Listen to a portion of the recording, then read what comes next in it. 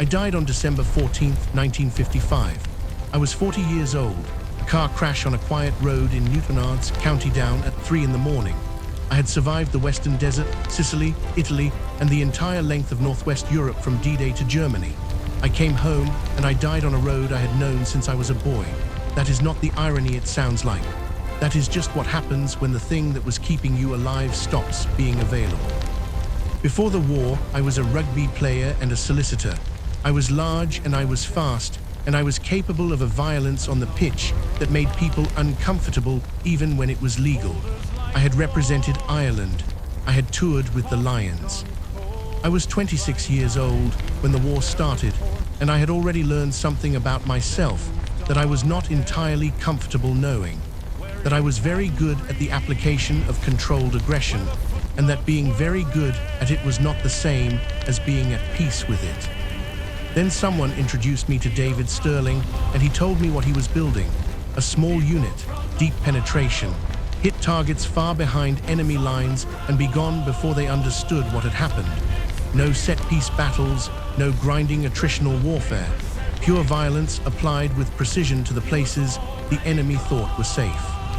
I said yes before he finished the sentence. What I'm about to tell you, the SAS is famous now. Television programs, films, the whole mythology of it. What gets lost in the mythology is the specific texture of the work, not the heroism of it, the work of it. What it actually is to go behind enemy lines in the North African desert at night with a small group of men and destroy everything you can find before anyone realizes you are there. The planning, the silence, the moment when silence ends. I have 4 distinguished service orders. I am the most decorated British soldier of the Second World War. I never received the Victoria Cross, which I will return to, because that is the part that has an answer I still cannot fully make sense of. But first, you need to understand what the desert was. The Western Desert in 1941 was a place that simplified everything. There was heat and there was cold, brutal cold at night that the daylight heat made impossible to believe in, and there was sand, and there was the enemy, and there was the work. We drove out from our base in the dark in jeeps and trucks, navigating by stars across terrain that had no landmarks and no mercy, and we found the airfields and we walked onto them, and we destroyed everything on them and we left. My first raid was Tammet Airfield, December 1941. I went in with a small team. We moved along the line of aircraft in the dark, Italian and German aircraft, fueled and armed, sitting in rows waiting for the morning. We placed our charges. We moved. We kept moving. When the charges went, I counted 14 aircraft destroyed in a single night. I remember standing in the desert, watching the fires from a safe distance, and thinking nothing particularly profound. I was thinking about the next target. I was thinking about the men I had with me. I was thinking about getting back. The number across the campaigns became something the press and the historians argued about. 47 aircraft destroyed in a single operation at one point.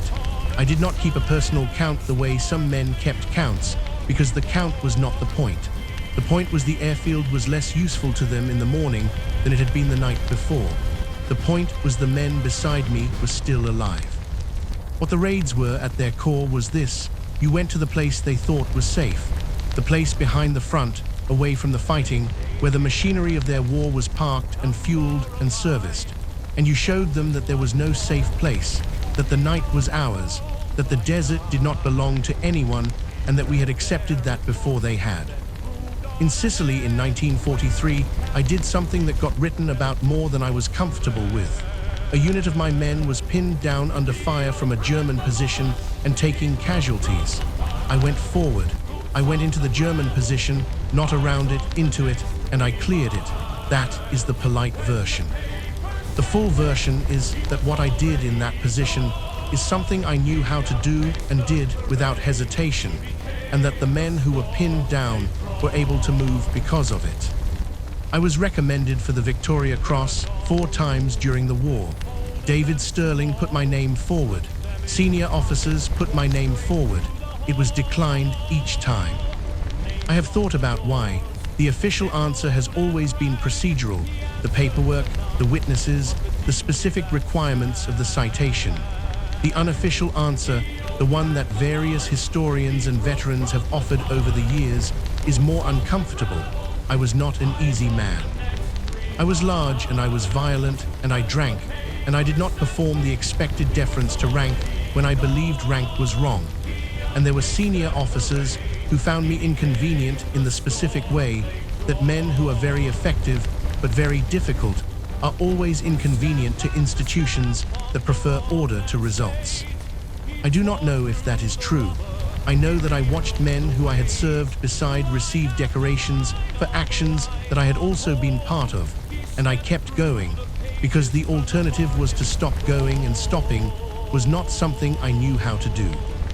After the war, I came home to Newtownards. I practiced law briefly.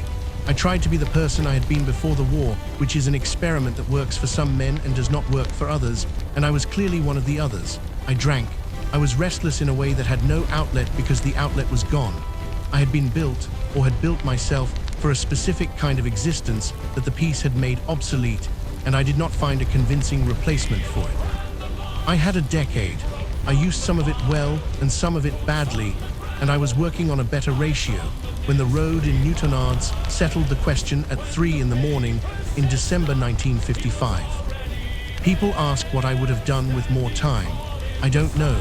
I know I was good at one particular thing in a way that very few people are good at anything, and that the thing I was good at was only needed in a specific set of circumstances, and that those circumstances were over. People ask about the Victoria Cross, whether it mattered, whether it should have been given. I'll tell you what I think. I think it matters to the people who study these things, and I think it matters as a question of institutional honesty, and I think the 4 DSOs are real, and the work they represent is real, and no decision about a medal changes what happened on those airfields in the dark. I went to the places they thought were safe. I showed them they weren't. I brought my men back when I could. That was the job. I did the job. The VC would have been nice, but the airfields burned either way. The campaign to give me the Victoria Cross posthumously went to Parliament in 2005. It failed. The arguments made in its favor were the same arguments that had been made 4 times during the war itself.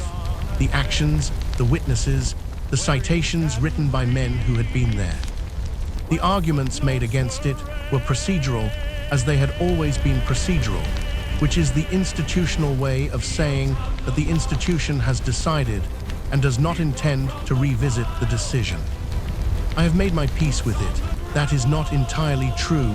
I have accepted it, which is a different thing. Peace implies the question is settled. The question is not settled, but I am 40 years old and dead on a road in Newtownards, and the question is no longer mine to carry. What I would want said, what I would want the people watching this to take from it, is not about the medal. It is about the airfields, 14 on the first night, Maury after, the men I brought back when I could bring them back, the positions I went into when the positions needed to be gone into. That is the ledger. That is what actually happened. The medal is a piece of metal attached to a ribbon, and the ribbon is attached to an institution, and the institution made its decision, and the airfields burned either way. I was good at one thing in a way that very few people are good at anything. The war needed that thing. I gave it everything I had. That has to be enough. It is going to have to be enough.